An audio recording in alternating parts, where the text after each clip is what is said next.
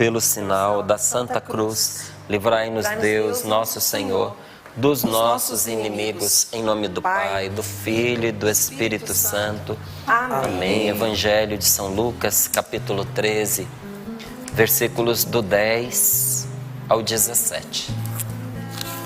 Lucas, capítulo 13, versículos do 10 ao 17. Assim nos diz a palavra do Senhor. Jesus estava ensinando numa sinagoga num dia de sábado. Havia aí uma mulher que 18 anos já estava com um espírito. Havia aí uma mulher que 18 anos já, faltou uma vírgula aqui, estava com um espírito que a tornava doente. Era encurvada e totalmente incapaz de olhar para cima. Vendo-a, Jesus a chamou e lhe disse: mulher, estás livre de tua doença. Ele impôs as mãos sobre ela, que imediatamente se endireitou e começou a louvar a Deus. O chefe da sinagoga, porém, furioso porque Jesus tinha feito uma cura em dia de sábado, se pôs a dizer à multidão: há 6 dias para trabalhar. Vinde, pois, nesses dias para ser descurados, mas não em dia de sábado.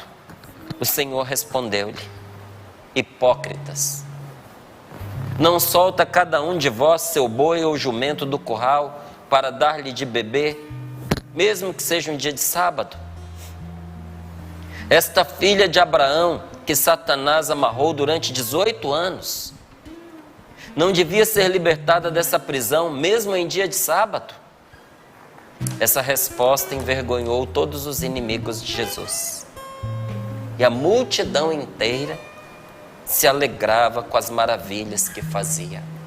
Palavra da salvação. Glória a vós, Senhor. Glória a vós, Senhor. Louvado seja Deus por esta palavra.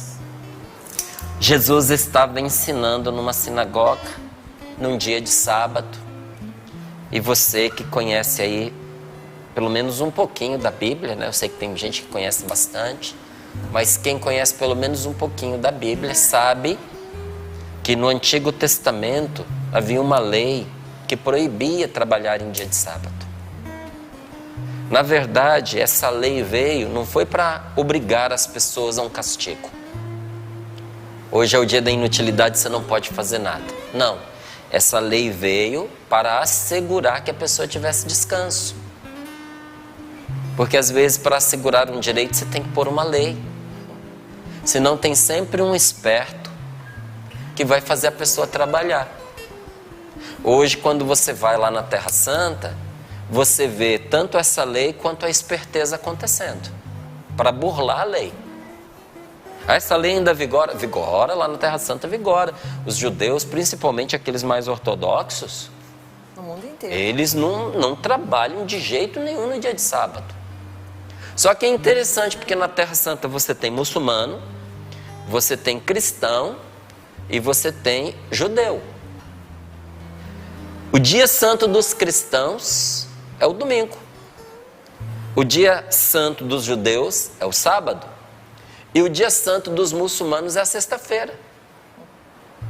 Aí, para não perder dinheiro, o que acontece com aqueles que estão debaixo da lei de que não pode trabalhar no sábado? Contrata um cristão e um muçulmano para poder fazer o trabalho.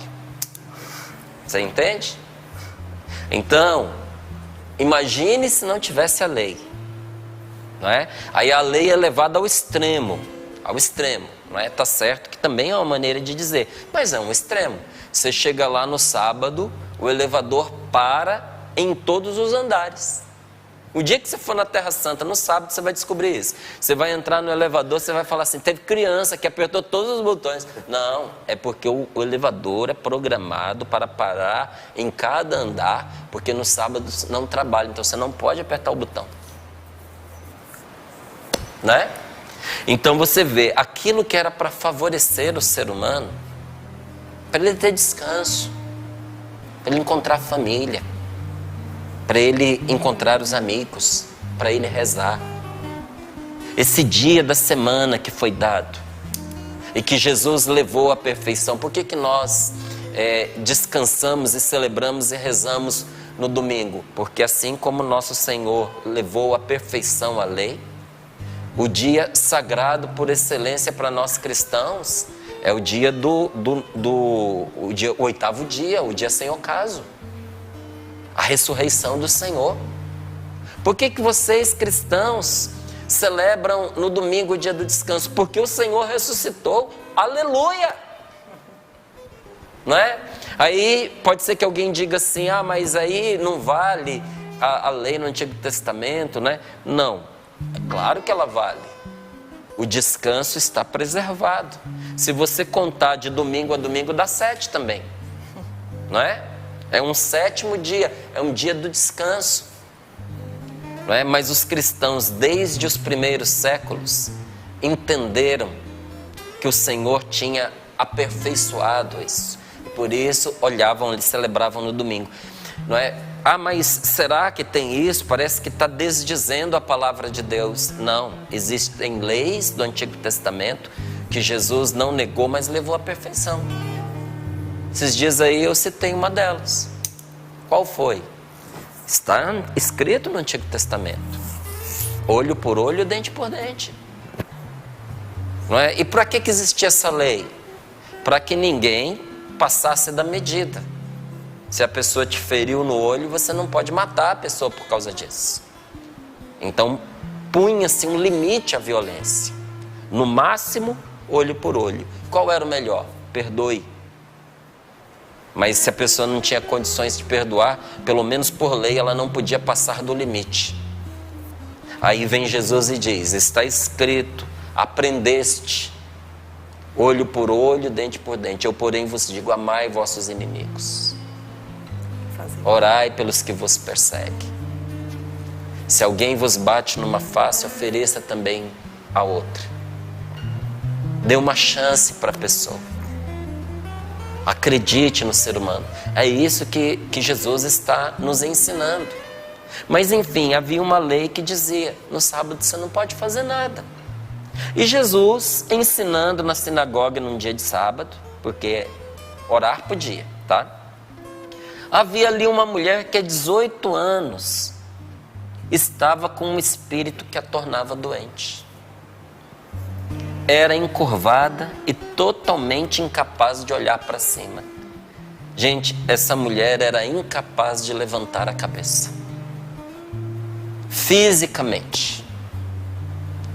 Mas por trás desta mulher, fisicamente incapaz de levantar a cabeça, quantas pessoas você conhece que se tornaram, por causa dos muitos problemas, de uma tristeza sem fim, se tornou também incapaz de levantar a cabeça? Quanta gente você conhece que colecionou muitas frustrações, desacreditou da vida, desacreditou do matrimônio, desacreditou das amizades, desacreditou dos relacionamentos, desacreditou das pessoas e por isso não consegue levantar a cabeça. Quanta gente sofre com relacionamentos porque não aprendeu a lidar com as pessoas até hoje, ou porque ninguém lhe ensinou, ou porque tem expectativas erradas. Mas enfim, de tanto pôr a sua confiança em pessoas falíveis, foi se ferindo ao ponto de que não consegue mais levantar a cabeça. E olha, às vezes o diabo entra por uma tristeza, por uma falta de perdão, por uma desesperança, que o cume é o desespero. Qual é o cume da desesperança? O desespero total. E quantas vezes o diabo entra porque a pessoa não tem mais esperança? Entra para quê? Para atormentar a vida da pessoa, para aprisionar a pessoa. Mas enfim, Há muita gente que não consegue mais levantar a cabeça, como essa mulher não conseguia levantar a cabeça, porque estava fisicamente oprimida. Jesus conta lá embaixo que o motivo pelo qual ela não conseguia erguer a cabeça é porque, olha lá no versículo 16, porque Satanás amarrou durante 18 anos esta filha de Abraão. 18 anos ela estava atada por uma opressão diabólica. Olha, é difícil eu olhar para esta palavra e não lembrar, não fazer memória a uma oração que eu atendi em São Paulo em 96. Um caso praticamente igual. Eu entrei na capela da Canção Nova e tinha uma senhora que estava vomitando ali, diante do Santíssimo Sacramento. Eu tinha ido para poder rezar, para poder fazer a adoração na capela, e essa mulher estava vomitando. Mas quando eu entrei na capela, eu tinha certeza de que aquele mal que ela estava passando não era físico. E podia ser. Podia ser que ela tivesse comido alguma coisa estragada, podia ser que ela estava diante de uma emoção muito forte. Porque quando a gente recebe uma notícia muito ruim, tem gente que vomita. A pessoa fica muito nervosa, muito ansiosa. O corpo põe para fora as coisas. Podia ser que ela, tendo comido, veio correndo, parou de uma vez e vomitou. Haveria muitas justificativas para esse mal ser físico. Mas por graça de Deus, eu percebi de imediato que era um mal espiritual. Como, Márcio? O que você viu? Nada. Uma certeza se formou dentro do meu coração que era um mal espiritual. Então eu fui lá, chamei um rapaz que era da comunidade Canção Nova, o Edson, né? A Renata morava conosco nesta época. Chamei o Edson, ele subiu para a gente atender essa senhora. Ele nem sabia do que se tratava, eu não quis dizer, que eu não queria influenciá-lo. Mas na hora que ele entrou na capela, eu vi que ele também teve uma reação diferente. E eu perguntei para ele, o que foi? Ele falou, não, uma coisa estranha. Fui lá, abordei a senhora. Ela disse que estava passando mal, pediu desculpa pelo que tinha feito. Levamos para fora da capela, porque a capela é local de adoração, não é local para a gente ficar fazendo atendimento das pessoas. Até digo isso para você que gosta de rezar pelas pessoas diante do Santíssimo. Olha, se não tiver ninguém na capela, se a capela não estiver aberta para ninguém, ok. Mas se a capela está aberta para a adoração, atenda as pessoas em outro lugar. Porque primeiro, dependendo do que acontecer ali na capela, pode ser que aconteça uma blasfêmia. Pode escandalizar a pessoa. E às vezes a pessoa tem uma reação mal. Cospe no ostensório, cospe no sacrário, blasfema, diz coisas feias. Então a capela é o local para Jesus ser adorado. Qual o outro motivo? Enquanto você ocupa a capela para poder rezar para uma pessoa em voz alta, você está rezando para a pessoa está ouvindo sua oração. E os outros também estão, ninguém mais consegue rezar. Então procurar um outro lugar. Aí fui lá, levamos ela para um cantinho. E ali, quando a gente tentou conversar com ela, ela foi nos contando algumas coisas. Por exemplo, que desde que ela era criança, ela não podia rezar. Nem fazer o sinal da cruz. Falei, mas a senhora não reza em casa? Quando eu perguntei isso para ela, eu vi o olhar de pavor no rosto dela. Porque ela disse que nunca mais rezaria em casa por causa das coisas que aconteceram quando ela tentou rezar. Coisas espirituais. Aí eu perguntei, mas a senhora não vai à igreja? E ela era uma pessoa que tinha uma deformidade na coluna. Ela era torta, encurvada para frente. E ela contou ali para nós que todas as vezes que ela tentava entrar numa igreja, à medida em que ela se aproximava da porta, a corcunda dela se dobrava mais. E ali ficando encurvada de uma tal maneira que antes de cruzar a porta da igreja, a cabeça dela estava abaixo do joelho. Então você imagina o quanto que ela emborcava. Ela dizia, é impossível para mim. E naquela hora, Nosso Senhor me deu uma certeza de que aquela mulher desconhecida, que não frequentava a casa de evangelização da Canção Nova, que tinha aparecido ali, eu não sei como, tinha sido levada por Deus até lá. Eu disse a ela, o Senhor não te trouxe aqui à toa, pois hoje foi o último dia que você não pôde rezar, pois a partir de agora você vai poder. E perguntei para ela se ela aceitava que nós orássemos por ela. Então, como ela estava torta, já era uma senhora, não é? Não era muito velha, mas era uma senhora. Nós estendemos as nossas mãos sobre ela, ela sentada, eu e o Edson ficamos de pé e começamos a orar por ela. Gente, quem pensa que esses relatos de libertação e de exorcismo da Bíblia ficaram no passado, não entenderam o que é a libertação que Jesus Cristo veio trazer. Porque na hora em que nós pedimos que o sangue de nosso Senhor Jesus Cristo libertasse aquela mulher de todo mal, e nós estávamos falando de doença física, nós não estávamos falando de demônio, pedimos que o sangue de Cristo a libertasse de todo mal. Aquele mal que estava nela se manifestou. E aquele espírito diabólico começou a falar por meio dela. E contou como entrou na vida dela e como começou a oprimi-la. E disse ali para mim e para o Edson, quando foi que ele entrou. Ela era uma menina, ela ficou muito doente. E a mãe a levou num lugar de ocultismo para buscar a cura dela, onde aquele espírito foi invocado sobre ela. E sabe o que aquele espírito diabólico dizia? Nós não podemos matá-la, porque não era um só. Mas todo o mal que nós podíamos, nós fizemos contra ela. E debochava de que tinha feito da vida dela um inferno. Mas onde nosso Senhor Jesus Cristo se manifesta, as trevas têm que se retirar. E nós fomos testemunhas de uma libertação maravilhosa. E aquela mulher, depois de muitos anos, dezenas de anos, rezou conosco, depois de voltar a si desta manifestação. E quando nós já estávamos encerrando a oração, eu percebi que ela estava muito emocionada. Então eu fiz um convite para ela, eu disse, a senhora não gostaria de agora levantar as suas mãos e agradecer a Deus?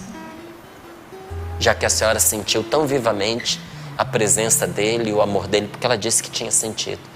Falei, então não vamos pedir mais nada, vamos apenas agradecer a Deus. E quando essa mulher ali sentada levanta as mãos para agradecer a Deus, nós vemos ela se endireitar na nossa frente, porque Jesus a curou. Então para mim é impossível, mesmo que eu faça o propósito de não comentar, quando eu topo com esta palavra, não lembrar esta situação. Nosso Senhor Jesus Cristo é o nosso libertador. Nosso Senhor Jesus Cristo veio para nos livrar da opressão do diabo. Quanta gente cabisbaixa, com a vida amarrada, a vida não vai para frente. E a pessoa diz, até mesmo como esta mulher, nem rezar eu consigo, nem rezar eu não posso. Tem gente que tem dificuldade, essa mulher tinha um impedimento. Mas tem gente que tem dificuldade, diz, nem consigo rezar. Quantas pessoas atormentadas nos seus pensamentos, atormentadas nos seus sonhos, atormentadas com desejos terríveis, desejos de morte, ideias de suicídio, desejos de vingança. Quantas pessoas atormentadas com todo tipo de pensamento imoral, indecente, e não conseguem se libertar. Para cada uma dessas pessoas, Jesus veio para libertá-las das amarras do diabo. Nosso Senhor tem poder para livrar você. Porque nosso Deus é maravilhoso. Só que Deus não quer apenas a nossa cura física, o nosso restabelecimento físico e momentâneo, ou causar para a gente uma sensação de bem-estar. Deus quer a nossa salvação. Você entende que Deus quer a sua salvação? E salvar é trazer a saúde para a pessoa por inteiro. Deus tanto quer a salvação de todos os homens, quanto Ele quer a salvação integral da pessoa toda. Quando eu digo aqui de todos os homens, homens e mulheres. Ele quer a salvação da pessoa por inteiro. Uma salvação que inclui libertação do pecado, mas dar a nós uma vida sobrenatural. Uma vida divina. Gente, Jesus veio não só para nos libertar do pecado, mas para que nós tivéssemos vida divina. E muitos santos dizem isso, que se o homem não tivesse o pecado, ainda assim Jesus se encarnaria, para elevar-nos à condição de vida divina, para que o homem pudesse compartilhar da divindade de Deus. Deus assumiu a carne do ser humano, assumiu a sua humanidade. Aí, dentro dessa perspectiva, nós entendemos o quão mal é o pecado. Porque o pecado é ruptura com Deus. O pecado é divisão. Por que o pecado é tão ruim, Márcio? Porque o pecado, ele divide as pessoas. Você pode olhar que onde tem pecado, tem divisão, tem discórdia, tem separação. Onde o egoísmo impera, as pessoas são divididas. Onde uma pessoa é orgulhosa demais, ela machuca as outras que vivem com ela. Todo orgulhoso é um injusto. Todo orgulhoso é. A inveja faz infeliz as pessoas. Causa dor a quem é vítima da inveja e faz infeliz a pessoa invejosa. Você já foi vítima de um ciúme doentio porque você tinha esse ciúme? Ou porque a pessoa com a qual você tentava conviver tinha esse ciúme de você? Diga para mim com sinceridade, isso une ou isso separa? Porque o ciúme ele tem uma capa de que quer unir, de que quer vigiar, de que quer cuidar. Gente, ninguém aguenta viver bem ao lado de uma pessoa ciumenta. Não aguenta. Pesado, né? Onde entra... Por que o ciúme é pecado? Porque ele é desejo de dominação. É desejo de posse. Eu tenho ciúme porque eu entendo que a outra pessoa é objeto meu, que eu não tenho que compartilhar com ninguém. Muito egoísmo. Não é? Uma coisa é o zelo que você tem pelo seu cônjuge, marido, esposa, na qualidade de cônjuge. Outra coisa é você dominar a pessoa e sufocar a pessoa de maneira que ela não pode conversar com alguém que você não conhece, que você já está em cima duvidando, infernizando. O pecado separa as pessoas. Sabe, esses conflitos de geração separa pais e filhos, avós e netos. O pecado divide. E o pecado, ele causa uma desarmonia no interior de cada um de nós. É causa de desarmonia interior. Por isso que muitas vezes uma pessoa que mergulha na pornografia, mergulha, por exemplo, na masturbação, não se sente feliz consigo mesmo. Está sempre insatisfeito, triste. Às vezes, na hora ali daquele prazer, é um prazer. Só que depois vem a ressaca, a desordem interior, a desordem moral. Por isso que uma pessoa que caminha no adultério nunca é uma pessoa feliz.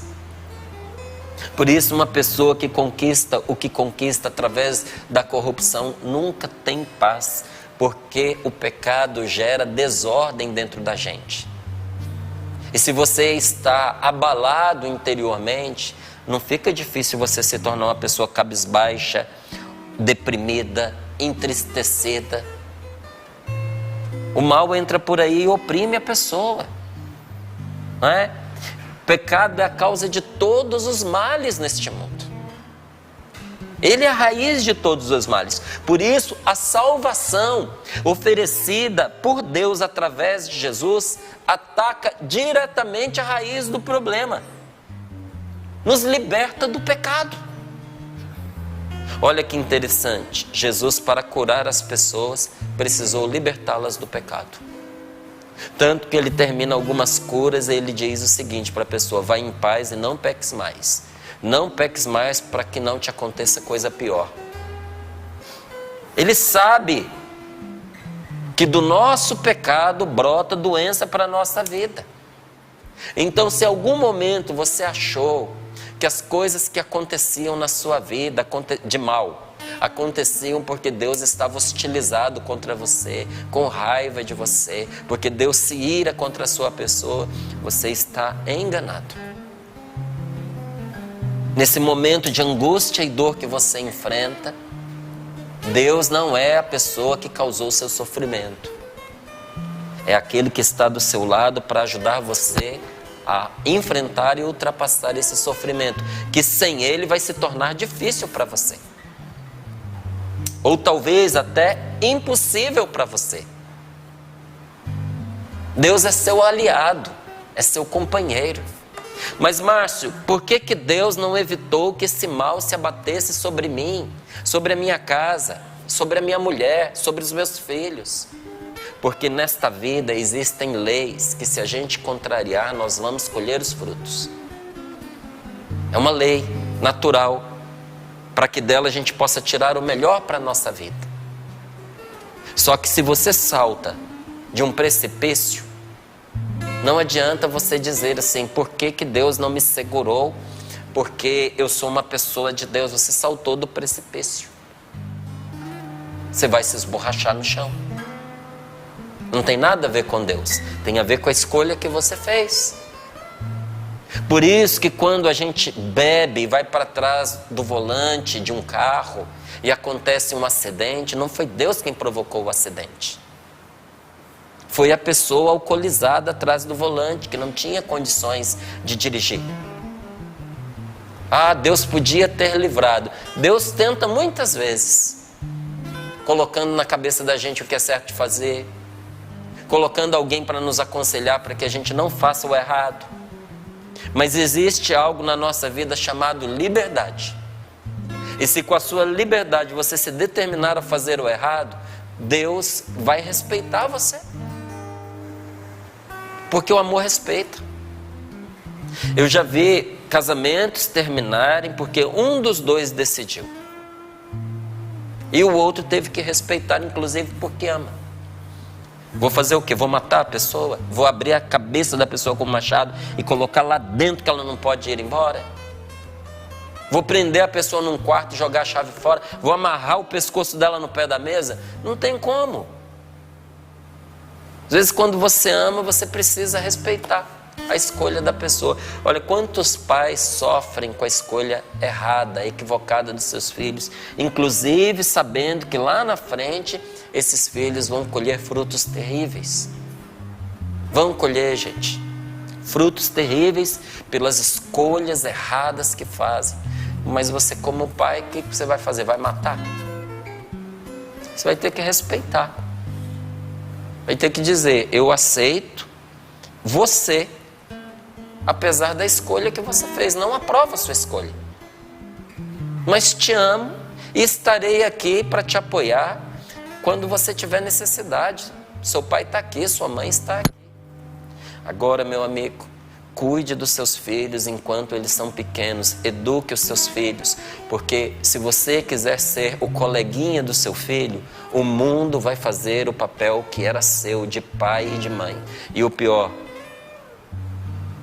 tem padrasto que é maravilhoso, tem madrasta que é maravilhosa, tem madrasta que é mais do que a mãe seria, tem padrasto que é mais do que o pai seria para aquela criança. Mas esse mundo é madrasta do tipo Branca de Neve, sabe? É para matar, é para acabar. Do tipo Cinderela. É a bruxa malvada mesmo. Esse mundo, quando põe as mãos nos nossos filhos, é a bruxa malvada. O alimento que oferece é envenenado. Tem gente que não gosta dos contos de fada, acha que são ilusão. Gente, esses contos chamados contos de fada, eles vêm para ensinar a verdade para as nossas crianças. O que você aprende lá no ato que a bruxa oferece a maçã para Branca de Neve? Que você tem que tomar cuidado com o que estranhos, maliciosos te oferecem. Porque eles vão oferecer para você o que vai te entorpecer. A Branca de Neve não dorme, mas fica adormecida. Como se ela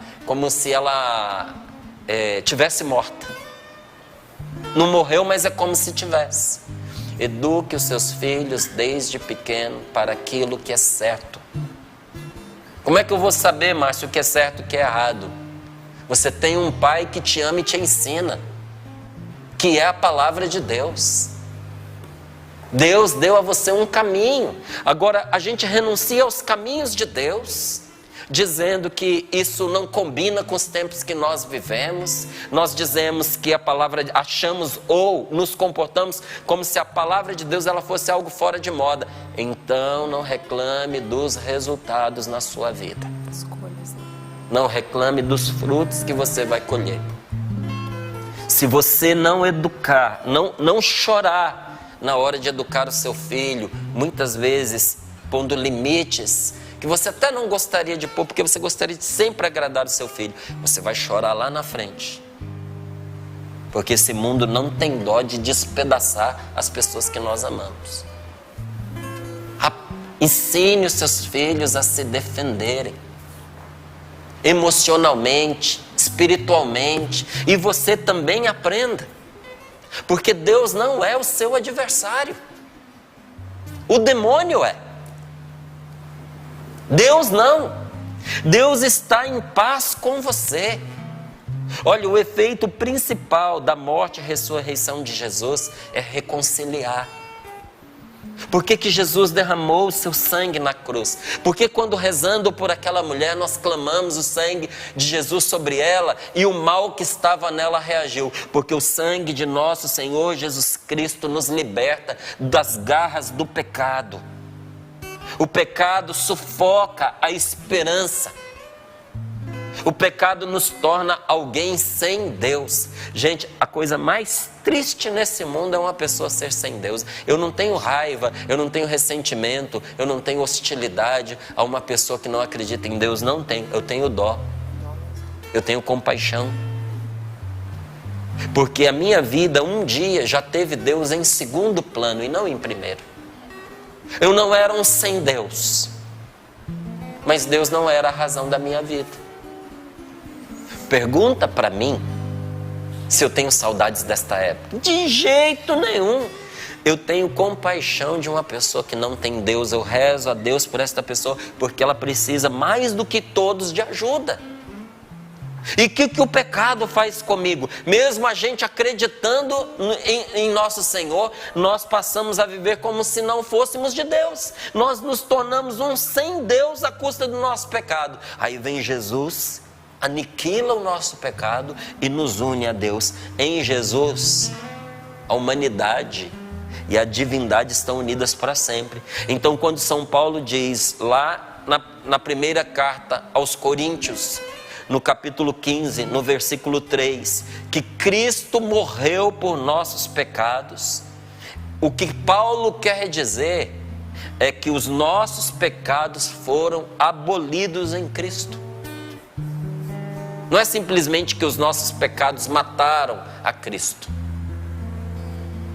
mas que Cristo, com a sua morte, pagou o preço que nós devíamos, aboliu os nossos pecados. Não significa que Deus, querendo cobrar por nossos pecados, tenha decretado a morte cruel e ensanguentada do seu Filho. Quer dizer, sim, que o cumprimento da missão redentora de Jesus custou a vida dele. Jesus morreu para cumprir a sua missão. E qual era a missão dele? libertar-nos do nosso pecado. Jesus não só apaga e tira os pecados, no plural, mas Ele também liberta-nos da escravidão do pecado. Isso é, Ele nos torna capazes de vencer o pecado. Devolve a nossa dignidade, torna você uma pessoa capaz de novamente levantar a cabeça. Talvez você tenha vergonha e diga: eu fiz tanta coisa errada, tenho vergonha de encontrar as pessoas, eu tenho vergonha de olhar para mim mesmo no espelho. Nosso Senhor derramou o sangue dele para que essa vergonha seja sepultada aos pés da cruz de Cristo. Levanta a sua cabeça. Jesus deu seu sangue para que você fosse capaz de vencer o pecado e levantar a cabeça, para que a maldade não se apodere mais de sua vida, para que a maldade não se apodere mais de nossas vidas e não vivamos mais escravos da carne com os seus desejos que nos levam à morte, mas sim que nós obedeçamos a Deus pela lei do Espírito que foi gravada no nosso coração. Foi para que você fosse livre que Jesus libertou você. E vem esta palavra nesta manhã nos mostrar uma mulher que não levantava a cabeça, oprimida por Satanás. Sabe-se Deus como é que esse mal entrou na vida dela? Talvez até à custa de um pecado. Talvez até à custa de algo que invocaram sobre ela, como foi feito com essa pessoa que eu disse que nós rezamos. Mas Jesus se manifestou na vida dela, como está se manifestando na sua vida hoje, para que ela fosse livre e para que você seja livre. Foi para que nós fôssemos livres que Cristo nos libertou. Não é que Ele nos liberta, Ele já nos libertou. As cadeias foram quebradas, as algemas estão abertas, as cordas foram partidas. Você está livre, não viva como uma pessoa escrava, não. Você tem direito, porque Cristo lhe deu esse direito de recomeçar a sua vida hoje, uma vida nova. Assim como os hebreus, ao serem libertados do jugo do faraó, eles se tornaram propriedade de Deus. Assim também toda pessoa que o Senhor liberta do pecado é propriedade de Deus. Você pode dizer: eu sou de Deus, não sou das trevas, não sou do pecado, não sou escravo, sou de Cristo para a minha liberdade. Comprados graças ao elevado preço do sangue de Cristo. Olha, um homem e uma mulher como pecadores, eles não podem se justificar nem por obras, nem por justiça própria. Só Deus é justo e capaz de justificar. A justiça de Deus que a gente vê na Bíblia muitas vezes não é uma justiça vingativa. É uma justiça misericordiosa, libertadora. Não é uma justiça que castiga, mas sim uma justiça que salva, através da qual Deus mostra a sua fidelidade e o seu amor. Quando Deus nos liberta, Ele está sendo justo com Ele mesmo, que não pode mentir. Por que se fala da justiça de Deus? Porque se Deus tivesse nos dado a sua palavra, de que Ele estaria conosco na hora da dor e do sofrimento, e Ele não o fizesse, Ele seria injusto. Com quem Ele prometeu e com Ele mesmo. Por isso que quando Deus mostra o seu amor e a sua fidelidade, Ele está cumprindo a sua justiça. Ele está sendo justo com Ele mesmo, porque Ele prometeu, e está sendo justo conosco. Você entendeu o que é a justiça divina? Você sabe por que Satanás tem ódio, horror à justiça divina? Porque para alguns pode parecer que é a vingança de Deus contra o demônio. Não. É a salvação que nos arranca das garras do demônio, põe a perder toda a obra maligna. Foi para que fôssemos livres que Cristo nos libertou. E diz também a palavra de Deus, Ele se manifestou para destruir as armadilhas do diabo. Com a sua justiça, Deus destrói as armadilhas satânicas que mantinham você preso, a mim preso. Quando Deus fez a promessa de salvação, Ele ficou comprometido com os homens. Então, se ele não cumprisse aquilo que prometeu, ele seria injusto com o homem, seria injusto consigo mesmo. Portanto, a justiça de Deus é a fidelidade divina a si mesmo e aos homens, e às mulheres, e aos seus, provando que ele é justo e que ele justifica quem tem fé em Jesus. O Pai, na sua misericórdia, faz justiça a quem está em Cristo, manifestando seu amor e a sua fidelidade que libertam. Põe as mãos sobre o seu coração e feche os seus olhos um pouquinho. Jesus venceu a causa e as consequências do pecado. A causa última do pecado não é o homem, feito à imagem e semelhança do seu Criador. A causa última do pecado é Satanás, mentiroso, que arrasta as pessoas para a perdição por meio da mentira. Quanta gente se destrói porque acredita em mentiras. Satanás enganou os nossos primeiros pais, mas Jesus é o descendente da mulher que esmagou a cabeça de Satanás. O príncipe deste mundo é lançado ao chão por nosso Senhor Jesus Cristo. Prova disso é que Jesus expulsa os demônios. Senhor, nós te pedimos que a força de exorcismo que está presente nesta palavra que nós acabamos de ler, visite a todos aqueles agora que estão orando conosco. Senhor, o teu povo precisa de libertação. Derrama o seu Espírito Santo sobre os nossos lares, sobre os nossos corações, sobre as nossas famílias. Agora nós te pedimos, Senhor. Senhor, quantas pessoas escravas do mal, oprimidas do diabo à custa de mentiras, de fantasias, de ilusões, caíram nisso pelas malhas do pecado, pelas malhas do ocultismo, de falsas religiões.